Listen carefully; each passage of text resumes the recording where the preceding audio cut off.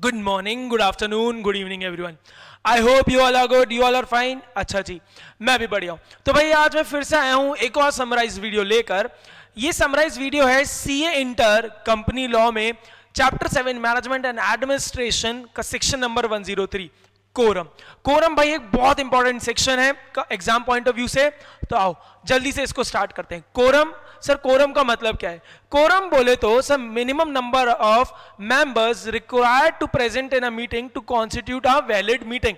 मतलब sir meeting में कितने minimum number of members personally present होने चाहिए जिससे उस मीटिंग को वैलिड माना जाएगा।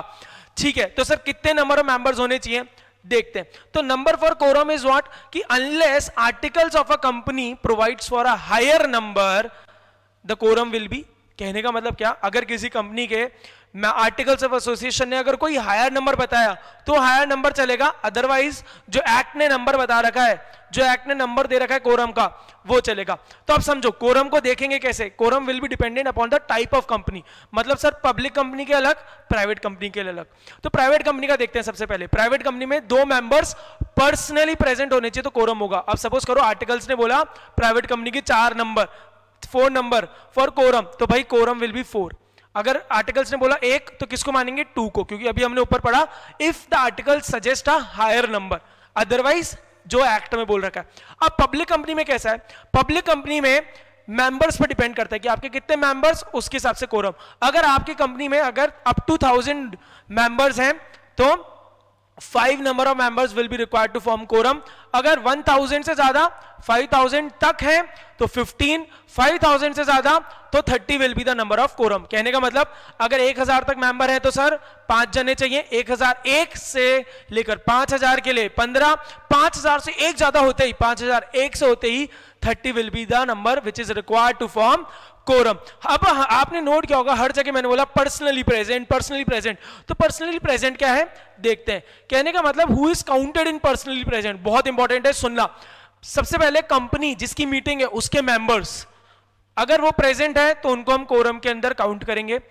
अगर मान लो किसी कंपनी में गवर्नमेंट के शेयर्स हैं, गवर्नमेंट इज अ मेंबर, तो उसका जो रिप्रेजेंटेटिव है उसको काउंट करेंगे कोरम में। क्या मतलब? सपोज करो गवर्नमेंट के शेयर्स जनरली सेंट्रल गवर्नमेंट के प्रेसिडेंट के नाम पे होते हैं और स्टेट गवर्नमेंट के गवर्नर के नाम पे होते हैं। तो भाई ये लोग प्रेसिडेंट गवर्नर मीटिंग में आएंगे क्या? नहीं आ सकते ना ऑब्वियसली। तो वो अपने बिहाफ पे किसी को रिप्रेजेंटेटिव भेजेंगे, किसी जने को भेजेंगे। तो that person who is the representative of the government will be counted for the purpose of quorum. अब सपोज करो कोई कंपनी है जिसमें दूसरी कंपनी मेंबर है। सपोज करो मेरी कंपनी है Anshul sir is the best limited, उसमें RIL Reliance industry limited is a member. तो ऑब्वियसली भाई अगर आप सबको पता है कि जो कंपनीज होती हैं, जो बॉडी कॉर्पोरेट होती है, those are artificial legal person. भाई वो आर्टिफिशियल लीगल पर्सन है तो ऑब्वियसली वो तो खुद मीटिंग में नहीं आ सकते। तो ऑब्वियसली कंपनी किसी को बिहाफ पे भेजेगी, अपने कंपनी का कोई रिप्रेजेंटेटिव होगा। तो भाई कोई कंपनी का जो रिप्रेजेंटेटिव होगा उसको भी हम कोरम के अंदर काउंट करेंगे। अब आप बोल रहे होगे सर सबको तो हम पर्सनली प्रेजेंट में काउंट कर रहे हैं, तो फिर कौन है जिसको हमने एक्सक्लूड किया है? तो भाई एक चीज है, अगर आपने सेक्शन 105 पढ़ रखा होगा प्रॉक्सीज, तो वहां पे हमने पढ़ रखा है कि proxies are not counted for the purpose of quorum. क्या मतलब? प्रॉक्सी क्या? भाई सपोज करो एक कंपनी का मेंबर था, वो मीटिंग में नहीं आ सकता, कोई normal human being who can not come for the meeting, तो वो उसने अपने बिहाफ पे किसी को भेजा, उसको हम कहेंगे प्रॉक्सी। और प्रॉक्सी को हम कोरम में काउंट नहीं करेंगे। तो भाई किनको हम काउंट करने वाले कोरम में? सर कंपनी के जो मेंबर्स हैं वो पर्सनली प्रेजेंट है तो गवर्नमेंट का रिप्रेजेंटेटिव, कंपनी का रिप्रेजेंटेटिव, इनको हम कोरम के लिए काउंट करने वाले हैं। किसको नहीं करेंगे? सर प्रॉक्सी को नहीं करेंगे कोरम के लिए काउंट। एग्जांपल ले लेते हैं जल्दी से। एक कंपनी ने बोला उसके 5 मेंबर्स होने चाहिए कोरम फॉर्म करने के लिए, मेंबर्स के हिसाब से और आर्टिकल के हिसाब से 5 number is the required for quorum. अब उसमें 2 मेंबर्स पर्सनली प्रेजेंट थे, एक गवर्नमेंट का रिप्रेजेंटेटिव आ गया, एक कंपनी का रिप्रेजेंटेटिव आ गया दूसरी कंपनी का, और एक प्रॉक्सी प्रेजेंट था। तो कोरम बना क्या? नहीं बना। क्यों? क्योंकि सर 2 मेंबर्स पर्सनली प्रेजेंट, उनको काउंट करेंगे, गवर्नमेंट रिप्रेजेंटेटिव उसको काउंट करेंगे कोरम के लिए, कंपनी का रिप्रेजेंटेटिव उसको काउंट करेंगे। 5वां जना कौन है? सर प्रॉक्सी, उसको काउंट ही नहीं करेंगे। तो टोटल कितने हुए? 4। कोरम कितना चाहिए था? 5। तो भैया मीटिंग कैंसिल।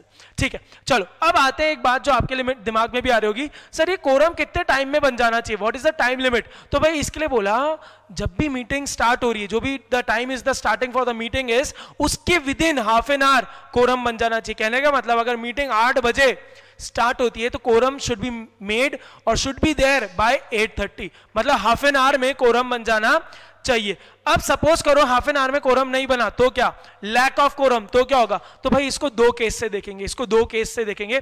एक, क्या वो मीटिंग जो जिसमें कोरम नहीं बना was called by requisitionist under section 100, requisitionist under section 100 मतलब ईजीएम रेक्विजिशनिस्ट ने बुलवाई, और दूसरा कोई भी अदर केस। तो सुनना, अगर रेक्विजिशनिस्ट ने वो मीटिंग बुलाई और कोरम नहीं बना तो वो मीटिंग कैंसिल हो जाएगी। क्या हो जाएगी? कैंसिल, ठीक है। लेकिन इन एनी अदर केस क्या होगा सर? मीटिंग अर्जेंट हो जाएगी, एडजर्न या अर्जेंट हो जाएगी, मतलब पोस्टपोन हो जाएगी। सर कब पोस्टपोन होगी? पोस्टपोन हो जाएगी to same day, same place, same time next week में, या कोई भी और टाइम जो बोर्ड ऑफ डायरेक्टर डिसाइड कर सकता है। अब सपोज करो वो जो एडजर्न मीटिंग थी उसमें भी कोरम नहीं बना, सर फिर क्या करें? तो भाई उसमें भी अगर कोरम नहीं बना तो जो लोग उधर पर्सनली प्रेजेंट हैं उनको कोरम मान लिया जाएगा। सपोज करो मेरा एग्जांपल जिसमें 5 जने रिक्वायर्ड थे, 4 जने ही आए, तो मीटिंग ऑटोमेटिकली पोस्टपोन हो गई होगी, अर्जेंट हो गई होगी। अब मान लो जो अर्जेंट मीटिंग थी उसमें भी 4 जने ही आए, वही 4 वापिस आए, तो अब क्या, तो उन 4 को ही कोरम मान लिया जाएगा और मीटिंग वैलिड हो जाएगी। जल्दी से इस बात को वापस रिवाइज कराता हूं अर्जेंट वाली को। सर कोई रेक्विजिशनिस्ट वाली मीटिंग थी अंडर सेक्शन 100 तो उसको कैंसिल हो जाएगी। क्यों कैंसिल होगी? सुनो भाई, तुमने ही मीटिंग बुलाई कि मीटिंग करो मीटिंग करो, मीटिंग बुलाई तुम खुद ही नहीं आए, तो कोई सेंस है क्या इस बात को? तो कैंसिल। लेकिन कोई भी दूसरी और मीटिंग होगी वो क्या हो जाएगी सर? अर्जेंट हो जाएगी। कब? Same day, same place, same time, next week और any other time as the board में डिसाइड। और अगर सर उसमें भी कोरम नहीं बना तो जो लोग आए हैं उनको कोरम मान लिया जाएगा। जल्दी से इसको वापस पूरा रिवाइज कराता हूं। कोरम बोले तो sir minimum number of members which are required to be present to constitute a valid meeting. Sir क्या नंबर है सर? अनलेस द आर्टिकल्स बोला हायर नंबर, अदरवाइज जो एक्ट ने बता रखा है वो कोरम होगा। एक्ट ने क्या बोला? प्राइवेट कंपनी के लिए 2 मेंबर्स पर्सनली प्रेजेंट, पब्लिक के लिए बोला जितने मेंबर्स है उस पर डिपेंड करेगा। अगर अप टू 1000 मेंबर्स तो सर 5, 1000 1 से 5000 तो 15, 5000 1 से ज्यादा मेंबर्स कितने भी 30 विल बी द कोरम। और ये सब क्या होने चाहिए? Personally present. पर्सनली प्रेजेंट में सर किस किस को काउंट करने वाले हैं? कंपनी का जो मेंबर है वो आया है जिसकी मीटिंग है उसको काउंट करेंगे, गवर्नमेंट का रिप्रेजेंटेटिव, कंपनी का रिप्रेजेंटेटिव, दूसरी कंपनी जो मेंबर है उसका जो रिप्रेजेंटेटिव है उसको काउंट करेंगे। सर किसको नहीं करेंगे?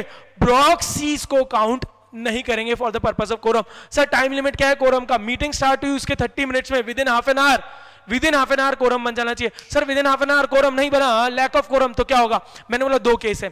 अगर रेक्विजिशनिस्ट वाली मीटिंग है अंडर सेक्शन 100 कैंसिल, अगर सर कोई भी अदर केस है तो उधर वो मीटिंग एडजर्न हो जाएगी, एडजर्न मतलब पोस्टपोन हो जाएगी, same day, same place, same time, next week में।